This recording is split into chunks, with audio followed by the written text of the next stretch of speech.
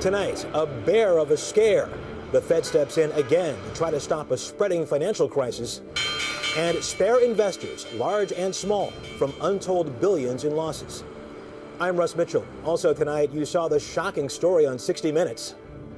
Dennis Quaid nearly lost his infant twins to a hospital error. It was a life and death situation. Tonight, a new plan for cutting medical mistakes and saving lives. A crisis on the Pacific coast could reach your dinner table. Where did all the salmon go? And score one for the USA and the trade wars. China imports a uniquely American product.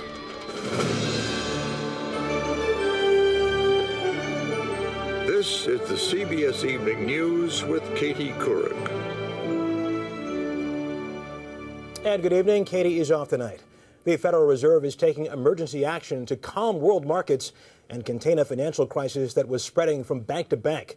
The Fed will guarantee a $30 billion loan to help J.P. Chase buy the teetering Bear Stearns investment bank. The Fed will also make loan money available to other struggling investment banks. And it lowered a key interest rate 1/4 point to make it easier for banks to borrow money. Anthony Mason begins our coverage.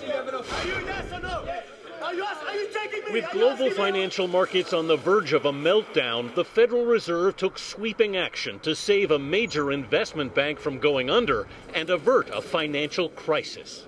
If the Federal Reserve had not brokered a bailout of Bear Stearns, we ran the risk of not being able to open the New York Stock Exchange today. But Wall Street did open, and after an initial 190-point plunge, the Dow stabilized and rallied back. So there was no panic down here today? I didn't think so, no. Veteran trader Doreen Mogavero. So what does it say that the markets got through this today relatively unscathed? Well, I think it says that there's a great confidence in the Federal Reserve. The Fed rescued Bear Stearns from bankruptcy by brokering a deal for J.P. Chase to buy the 85-year-old investment firm for the fire sale price of $236 million. That's just $2 a share. Little more than a year ago, Bear Stearns was selling for more than $170 a share. But the company's heavy investments in mortgage securities eroded the market's trust. Trust is crucial to financial markets. Once that trust is gone, no matter how much cash you have on your balance sheet, it won't be enough. To allay fears, the Fed also offered emergency loans to the country's 20 biggest investment banks, with no limits on the amounts they can borrow. We obviously will continue to monitor the situation, and when need be, we'll act decisively in a way that continues to bring order to the financial markets. A crisis may have been averted today, but many say the troubles aren't over yet. So we're in for a bumpy ride for a while. I think so. Unless we get some huge sort of sell-off, which really tells us, this is the bottom, we've cleaned it all out, and, we start again fresh. Right. But I don't think that's going to happen. Shareholders of Bear Stearns, meanwhile, have filed a class action suit against the management, which only last week was insisting the company was sound. Nearly 1/3 of Bear Stearns is owned by its employees. Not only has their savings been wiped out, but more than half of those 14,000 workers reportedly could be fired. Finally, the Fed holds its regular monthly meeting tomorrow and is expected to make news yet again with another rate cut. Russ? Anthony Mason at the New York Stock Exchange. Thanks. Ray Martin is a financial advisor and early show contributor. He joins us this evening from Newton, Massachusetts. And Ray, there is so much stuff going on. Should Americans be worried? Well, I think people should worry a little bit here. I'm worried after 22 years in the financial business. I don't think I've seen conditions this difficult. I mean, we've got a growing number of people being squeezed and can't afford or are defaulting on their mortgage payments. Their exit strategy, their house value is falling here. So, many people, they can't sell their house to get out of the trouble that they're in. It's a perfect and an ugly storm. I think it's going to get worse before it gets better. What do you say to those folks who are really close to retirement who are seeing the market plummet? What they've seen is in the last 5 months a 10 to 15% drop in their stock investments here. And they're saying, look, I'm really concerned about this. They're also asking us about the stable value funds. What we're saying here is, look, you've probably made some pretty good money in stocks over the last couple of years. Maybe now's the time to take some risk off the table, particularly if you're closer to retirement. And, take some risk out of stocks here to preserve some value. Leave some in there for a longer term side of your investing. And look at increasing your savings if you can do that too. Okay, for the rest of us who are not close to retirement but have 401ks and are watching the market very closely, what should we do? I think folks should look, if they're uncomfortable with the risk they're taking, have a review of their portfolio, make sure it's diversified. If they want to take a little risk off the table in their 401k plan, they can do that. But also, if you're younger, increase your savings. In a time like this, add to your savings and build it up, because when you had an impairment on your investments, you want to build it up by saving more. Don't back off on your savings, increase them. Ray Martin in Newton, Massachusetts. Thanks a lot. One more financial note this Monday. The price of gasoline hit another record high today. The Energy Department says it's up a nickel in the past week to a nationwide average of $3.28 a gallon. That's 70 cents more than we were paying a year ago. In Iraq today, a horrifying attack in the holy city of Karbala. A female suicide bomber blew herself up, killing at least 40 Shiite worshippers and wounding more than 50 others. It happened just hours after Vice President Cheney flew into Baghdad to meet with Prime Minister Maliki. The vice president cautioned against a quick pullout of American troops. Republican presidential hopeful John McCain also met with Maliki in Baghdad today and expressed a similar view.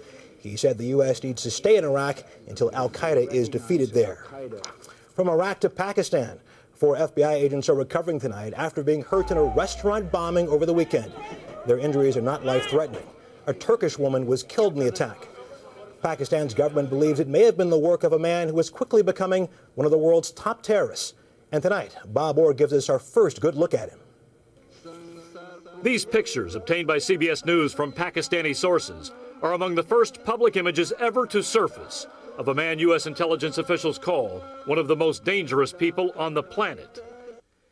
He is Pakistan warlord Baitullah Masood, the accused mastermind of the Benazir Bhutto assassination, an emerging leader, sources say, who threatens to eclipse Osama bin Laden as the world's top terrorist. Well, he's a violence entrepreneur.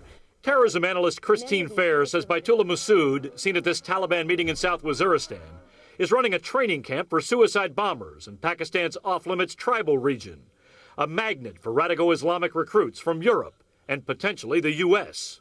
He may not be out there cultivating people to send them abroad, but people abroad may seek him out for their operations that they conduct back home or elsewhere. Officials suspect that's precisely what happened in the recent foiled suicide bombing plot, targeting transit systems in Spain and 4 other European countries. Operatives rounded up in Barcelona have been linked to terror training camps in the same Pakistan region where Masood is the supreme commander and where al-Qaeda has found safe sanctuary. Robert Grenier was a top official at the CIA. But given the fact that he is able to control territory that's extremely important to al-Qaeda, that makes him a very important player. Unlike al-Qaeda leaders bin Laden and Ayman al-Zawahiri, who use very public propaganda to assert their power and build fear, Masood is a secretive tribal fighter who rarely shows his face outside his inner circle. But Masood's message is just as threatening. With his identity protected, Masood told the Arab television network Al Jazeera, "We want to eradicate Britain and America. We pray that Allah will enable us to destroy the White House, New York, and London." He's saying the same thing that bin Laden said 10 years ago. And it doesn't mean that the attack's coming tomorrow, but yeah, it's certainly, he's the kind of person, and his group is the kind of group that we need to be mindful about. While Masood's emergence from the shadows is worrisome, U.S. officials hope there's an upside. As one intelligence analyst put it, if he makes himself more visible, he'll be easier to eliminate. Bob Orr, CBS News, Washington. China is defending its crackdown in Tibet, where demonstrators have been protesting decades of Chinese rule. At least 18 people were killed last week after protests turned violent, and Beijing is blaming supporters of the Dalai Lama. In neighboring Nepal today, a sympathy protest also came to a violent end. Demonstrators were beaten up and hauled away. There were protests as well at Chinese embassies around the world. Back in this country, Florida Democrats decided today they will not hold a primary do-over. That leaves it to the Democratic National Committee to decide what to do with the state's delegates.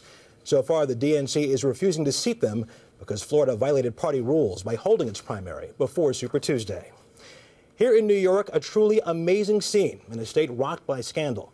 A new governor was sworn in and immediately lifted the spirits of an entire state with an inaugural address filled with hope and humor and delivered completely from memory. David Paterson is New York's first African-American governor, and he just happens to be legally blind. Here's national correspondent Byron Pitts. I, David A. Patterson, do solemnly swear. It was 26 minutes of history. with outbursts of both humanity and humor.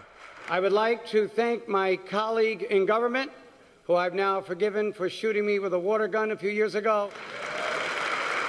New York lawmakers could use a good laugh. They're facing a $4 billion deficit, still reeling from a sex scandal that forced Governor Elliott Spitzer out of office last week. So today it was David Paterson time, and he nailed it without a script or a single note. I have confronted the prejudice of race and challenged the issues of my own disability. Let me reintroduce myself. I am David Paterson, and I am the governor of New York State. New York got a new governor. The nation's visually impaired got a new role model. New York's Institute for Special Education is the second oldest school for the blind in America. For you guys, was it a sense of pride? Was it joy? What was it? Pride and joy. Pride and joy. Yeah. Because? Because we finally got somebody to advocate for us, and a lot of people don't know what blindness is. I think that's really tragic because many of these people have very good education and are wanting employment. And that reality is a harsh one. Despite a high level of training and education, the unemployment rate for the blind and visually impaired is a staggering 70%. So today, Governor Paterson's moment was also theirs. 90% of this year's graduating class will enroll in college next fall. A group just like their governor, who'd rather be measured by their capabilities and not their disability. Byron Pitts, CBS News, New York. There is much more CBS News ahead, including a mystery on the Pacific coast. What's making the salmon disappear? But up next, an effort to prevent medical mistakes by making hospitals bear the financial cost of failure.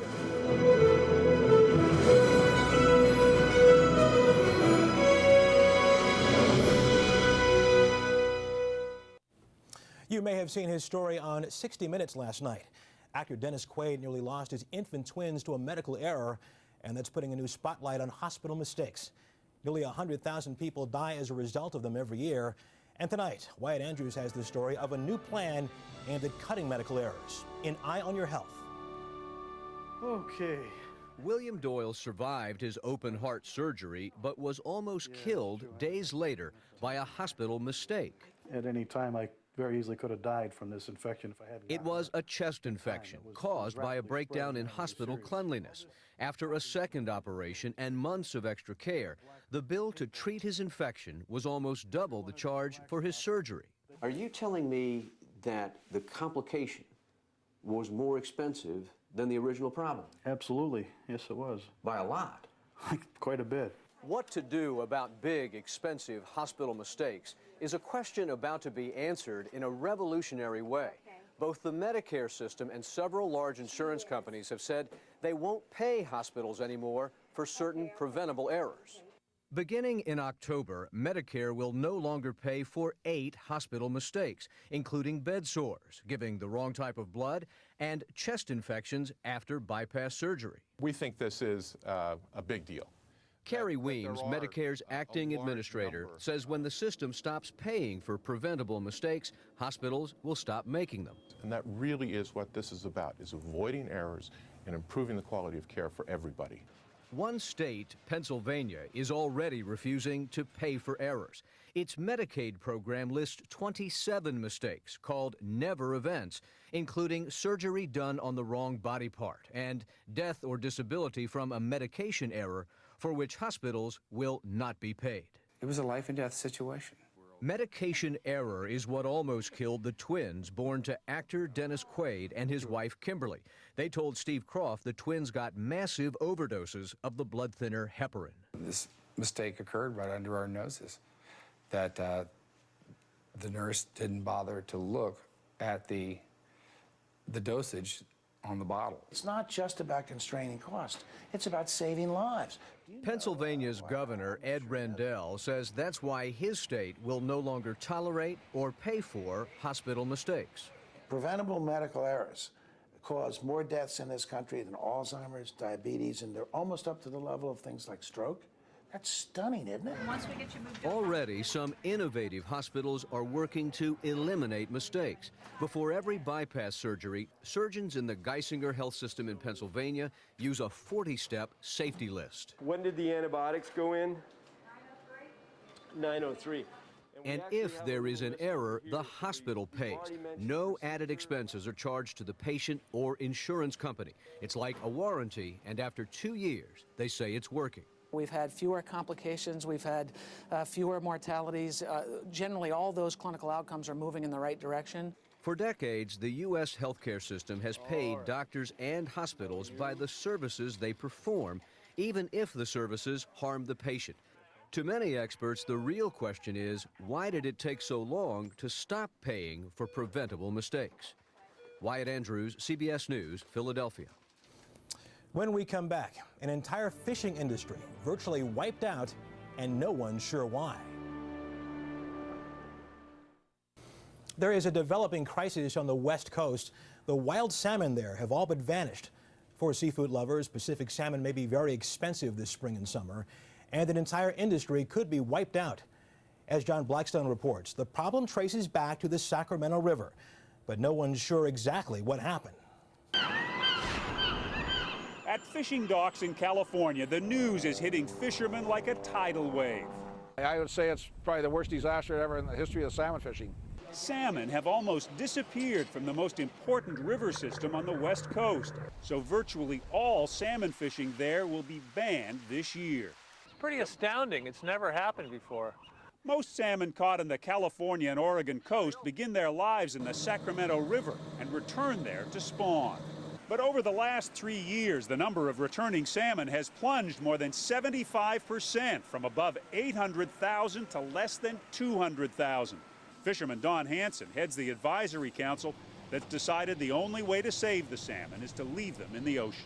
So there's a lot of finger pointing, but nobody can really put their arms around what caused the disaster. Among the suspected causes are huge amounts of water pumped from the Sacramento River to irrigate farms. Fishermen say all the water taken from the river means many young salmon never make it to the ocean. As it gets worse and worse and worse, more and more and more pumped, then you're going to see less and less and less salmon. It's that simple. Others say growing populations of sea lions get part of the blame. They have a huge appetite for salmon.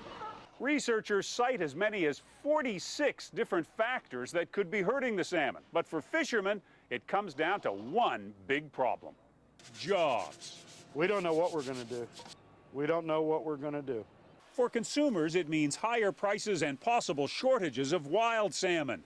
But most salmon we buy now is farm-raised and won't be affected. John Blackstone, CBS News, San Francisco. And that's the CBS Evening News. For Katie Couric, I'm Russ Mitchell in New York. I'll see you again first thing tomorrow on The Early Show.